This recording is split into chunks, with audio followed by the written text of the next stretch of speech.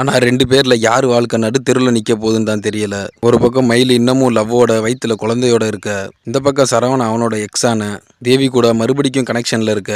எப்படியாவது இவங்க 2 பேரையும் சேர்த்து வச்சே ஆகணுன்ற முடிவில். மயிலோட குடும்பம் மட்டும் இல்லை, இதுக்கு மீனாவும் ஒரு பெரிய காரணமாக இருக்கா.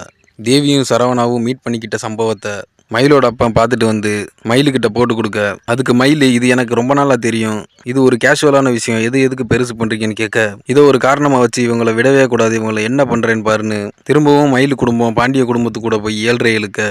மயில் எவ்வளவோ சொல்லி இது கேட்கல. கேட்டா எல்லாத்துக்கும் ஒரு ஆதாரம் இருக்குன்னு போட்டோ வேற எடுத்துட்டு போய் அவங்க முன்னாடி நீட்டினதுக்கு மயிலோட அப்பாவை போட்டு சரவணன் அந்த அடி அடிச்சிட்டாரு. ஆனா கடையில இருந்து அப்பப்போ சரவணன் எங்கேயோ போறான்ற டவுட்டை கிளியர் பண்ற விதமா பாண்டியனே ஒரு நாள் கோயிலுக்கு ஃபாலோ பண்ணி போயிட்டாரு. போன இடத்துல தான் ஒரு பெரிய ஷாக்கே.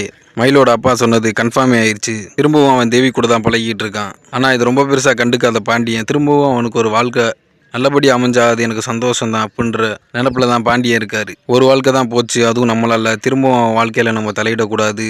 அவனுக்கு பிடிச்ச வாழ்க்கையை அவன் வாழட்டும், அதுதான் ஏன் ஆசையும்னு பாண்டியன் அட்வைஸ் பண்ணேன்.